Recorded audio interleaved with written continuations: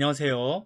이번 시간에는 카티아 스케치 제약조건, 접촉 제약조건에 대해서 알아보겠습니다. 화면을 보시면 위쪽에 제약조건 메뉴가 있습니다. 그 중에 두 번째가 바로 제약조건 메뉴입니다. 이 메뉴에서 오른쪽을 보시게 되면 작은 삼각형 화살표가 있죠. 이것을 클릭하시면 오른쪽과 같이 이렇게 제약조건과 접촉 제약조건 아이콘을 볼 수 있습니다. 이번 시간에는 이 두 개에 대해서 알아보도록 하겠습니다. 그럼 시작하겠습니다. 먼저 제약 조건 아이콘을 마우스 왼쪽 버튼으로 더블 클릭합니다. 제약 조건을 다른 말로 치수 기입이라고도 하죠. 치수 기입을 하는 방법은 몇 가지가 있는데요. 하나씩 해보도록 하겠습니다. 첫 번째는 원하는 선을 한 번만 클릭해서 바깥쪽이나 안쪽으로 치수선을 옮기고 치수도 원하는 곳에 이렇게 지정한 다음에 마우스 왼쪽 버튼을 클릭해서 완성하는 방법입니다. 아주 간단하죠? 한 번 더 해보겠습니다. 아래에 있는 수평선도 한 번만 클릭하고 원하는 곳으로 뺀 다음에 안쪽으로 넣으셔도 상관없겠죠? 뺀 다음에 치수도 원하는 곳에 배치하고 마우스 왼쪽 버튼을 클릭하면 됩니다. 아주 간단하게 치수 기입이 되는 것을 볼 수 있습니다. 이번에는 원도 한번 해보겠습니다. 원은 그냥 원 테두리를 선택한 다음에 안쪽이나 바깥쪽에 똑같이 빼서 한 번만 클릭해 주시면 되겠습니다. 간단하죠? 우측에 있는 원도 한번 해보겠습니다. 원을 선택하고 치수를 안쪽으로 넣어서 클릭해 보겠습니다. 그랬더니 치수 기입이 되는 것을 볼 수 있죠? 다음은 경사선 치수를 입력해 보겠습니다. 여기 보면 경사선이 있는데요. 경사선도 마우스 왼쪽 버튼으로 한번 클릭하시고 원하는 곳으로 이동하신 다음에 치수 위치도 잡으시고 한 번만 클릭해 주시면 되겠습니다. 간단하죠? R도 한번 해보겠습니다. R 같은 경우엔 우리가 목깎이라고 하는데요. R을 선택하고 바깥쪽으로 이렇게 빼서 한 번만 클릭해 주시면 치수 기입이 끝나게 됩니다. 이제는 두 선을 선택해서 치수 기입을 해보겠습니다. 먼저 왼쪽에 있는 선을 선택하고 오른쪽에 있는 선을 한 번 더 선택하겠습니다. 그리고 아래쪽으로 내려서 한번 클릭해 주게 되면 이렇게 치수 기입이 완성됩니다. 선과 점도 할 수 있습니다. 한번 해보겠습니다. 왼쪽에 있는 선을 선택하고 오른쪽에서 직선의 끝부분 점을 선택합니다. 그리고 바깥쪽으로 치수를 빼서 한 번만 클릭해 주게 되면 이렇게 치수 기입이 되는 것을 볼 수 있습니다. 치수 기입은 크게 어려운 것이 없습니다. 세로 방향도 한번 해볼까요? 한번 해보겠습니다. 아래쪽 선을 선택하고 위로 올라가서 위쪽에 있는 선을 선택한 다음 원하는 곳으로 이동시켜서 한 번만 클릭해 주면 되겠습니다.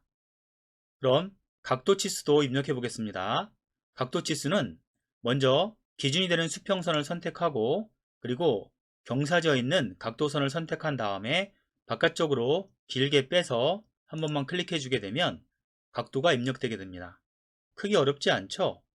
이런 식으로 치수 기입을 해주시면 되겠습니다. 다음은 접촉 제약 조건을 해보겠습니다. 먼저 위쪽에 올라가서 현재 선택되어 있는 제약 조건 아이콘을 해제시킵니다. 마우스 왼쪽 버튼으로 한번 클릭해 주시면 되고요. 아니면 키보드 ESC를 두 번 눌러주셔도 되겠습니다. 위쪽에 보시면 접촉 제약 조건이 있죠? 한번 해보겠습니다.